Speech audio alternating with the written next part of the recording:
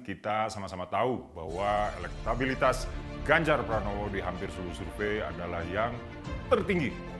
Survei adalah produk sains, maka kecuali dapat dibantah secara saintifik, maka kita dapat menyimpulkan bahwa hari ini sebagian besar akar rumput, publik, rakyat, atau apapun kita menyebutnya, itu menginginkan Ganjar Pranowo untuk melanjutkan kerja-kerja baik Pak Jokowi dibandingkan nama-nama lain ya yang tersedia pada Capres. Tentu jalan yang dihadapi oleh aspirasi organik ini untuk meloloskan jagonya ke istana itu tidak mudah. Banyak hantaman yang dilayangkan oleh para elit politik dan pengamat bodrek kepada Ganjar Pranowo. Mereka seperti tidak malu untuk menghujat Ganjar Pranowo dengan berita bohong atau hoax sekalipun. Berbagai pemberitaan dan sosial media mengatakan Jateng itu provinsi termiskin. Ada juga yang agak hati-hati dengan bilang Jateng provinsi termiskin sepulau Jawa. Sampai-sampai Pak Rizal Ramli juga ikut-ikutan. Dia bilang kemiskinan di Jateng meningkat.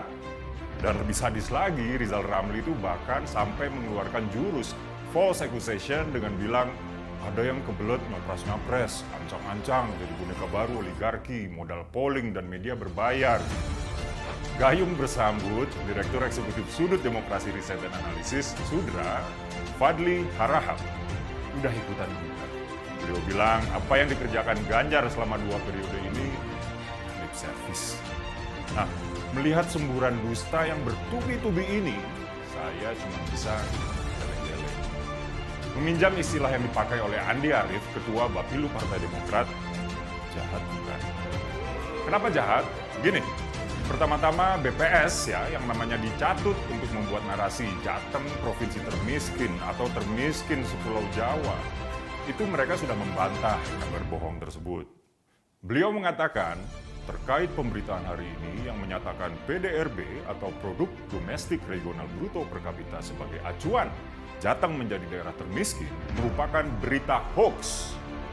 Kalau menurut saya, penghitungan kemiskinan tidak didasarkan atas tingkat PDRB per kapita, kata Kepala BPS Jawa Tengah Pak Adi Wiryana. Adi Wiryana menjelaskan, angka sekitar 38 juta per tahun dari pendapatan per kapita itu betul. Dibagi 12 bulan, hasilnya masih di atas UMP atau UMR. Kalau kita lihat perusahaan besar, itu menumpuk di DKI Jakarta, Banten, Tangerang, dan Jabar yang mengakibatkan PDRB per kapita tinggi. Tapi bukan berarti lebih kaya, karena yang menikmati kue pembangunan itu bisa jadi hanya 1.000 orang yang penghasilannya miliaran rupiah. Sisanya kehidupannya rata-rata saja, ujar Pak Adi.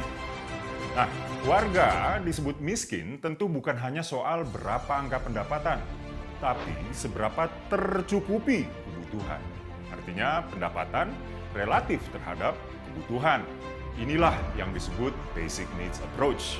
Sedangkan nilai mata uang terhadap barang tentu berbeda-beda di tiap-tiap daerah.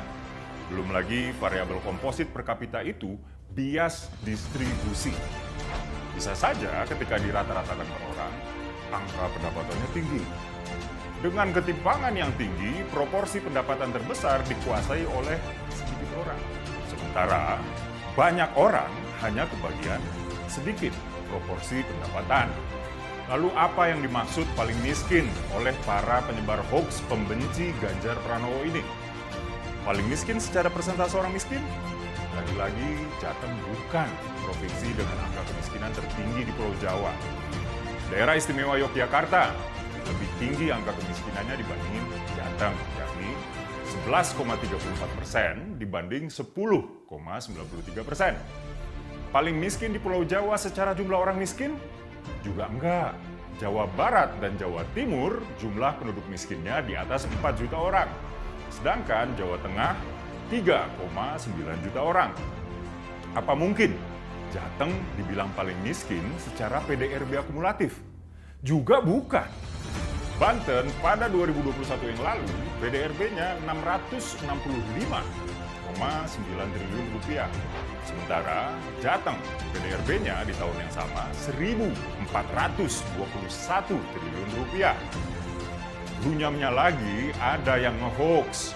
Katanya Jateng termiskin se-Indonesia.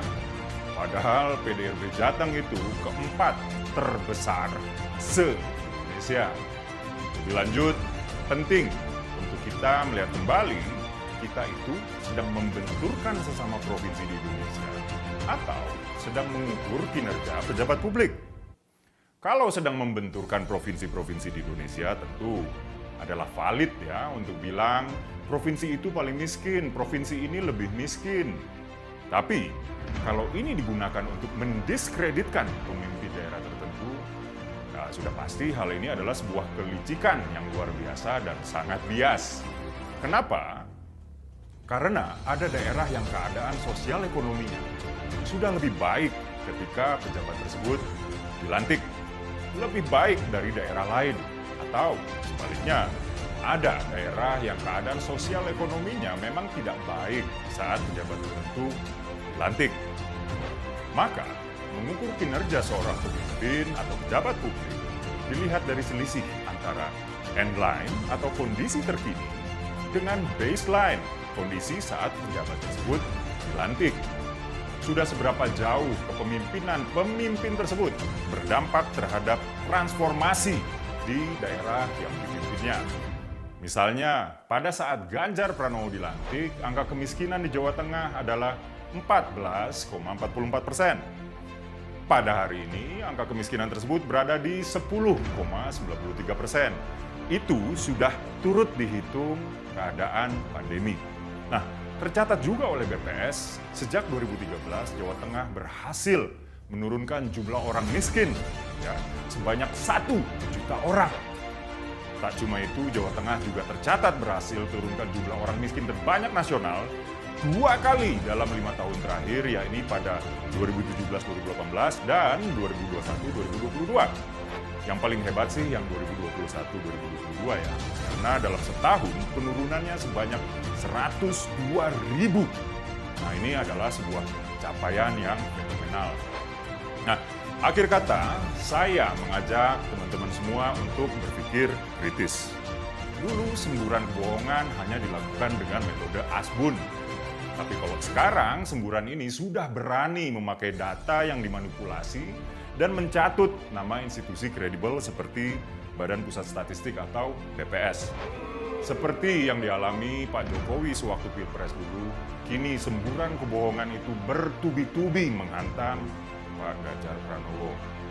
Cuma kebenaran yang bisa menghantar Pak Ganjar Pranowo untuk melanjutkan tongkat estafet dari Pak Jokowi. Dan sebaliknya, cuma hoax yang bisa menghantam Pak Ganjar Pranowo. Tugas kita adalah memenangkan kebenaran.